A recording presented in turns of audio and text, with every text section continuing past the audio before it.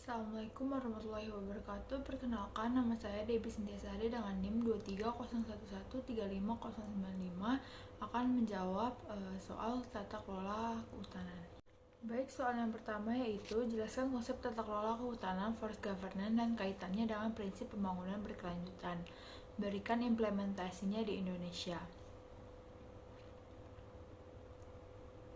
Tata kelola kehutanan, forest governance, adalah cara mengatur dan mengelola hutan agar pemanfaatannya adil, transparan, dan tetap menjaga kelestarian lingkungan. Konsep ini berkaitan dengan pembangunan berkelanjutan, yaitu pembangunan hutan harus seimbang antara kepentingan ekonomi, sosial, dan lingkungan agar tetap bermanfaat bagi generasi sekarang dan mendatang. Di Indonesia, salah satu contohnya yaitu program perhutanan sosial di mana masyarakat diberi hak mengelola hutan secara legal dan bertanggung jawab. Dengan begitu, mereka bisa mendapatkan manfaat ekonomi tanpa merusak hutan sehingga tujuan pembangunan berkelanjutan dapat tercapai.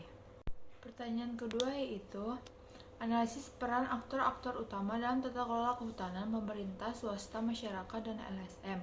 Bagaimana interaksi antara aktor tersebut mempengaruhi keberhasilan pengelolaan kehutan. Dalam tata kelola kehutanan, setiap aktor memiliki peran yang saling melengkapi. Pemerintah berperan sebagai pembuat kebijakan, regulator, dan pengawas yang menetapkan aturan pengelolaan hutan serta memastikan penegakan hukum. Pihak swasta seperti perusahaan kehutanan atau perkebunan berperan dalam pemanfaatan sumber daya hutan secara ekonomi, namun dituntut untuk tetap mengikuti prinsip berkelanjutan.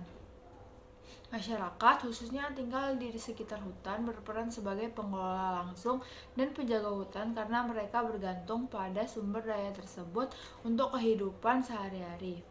Sementara itu, LSM berperan sebagai pengawas independen, advokat lingkungan, serta fasilitator yang menjembatani kepentingan masyarakat dengan pemerintah dan swasta. Interaksi antar aktor sangat menentukan keberhasilan pengelolaan hutan.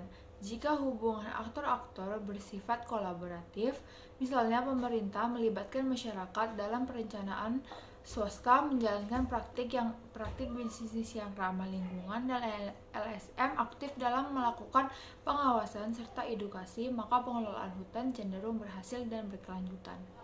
Sebaliknya, jika terjadi konflik kepentingan, kurangnya transparansi atau lemahnya koordinasi, maka akan muncul masalah seperti illegal logging, perusakan hutan, dan ketimpangan manfaat. Oleh karena itu, kunci keberhasilan tata kelola kehutanan terletak pada sinergi, komunikasi yang baik, dan pembagian peran yang jelas antar semua aktor yang terlibat. Pertanyaan yang terakhir yaitu analisis konflik tenurial dalam sektor kehutanan. Jelaskan penyebab, dampak, serta strategi penyelesaiannya menggunakan pendekatan kebijakan publik.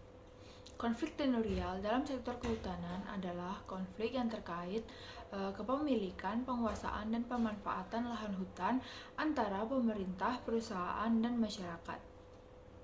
Penyebab utamanya antara lain yaitu tumpang tindih kebijakan dan perizinan, klaim lahan adat yang tidak diakui secara formal, serta lemahnya kepastian hukum dan data batas wilayah.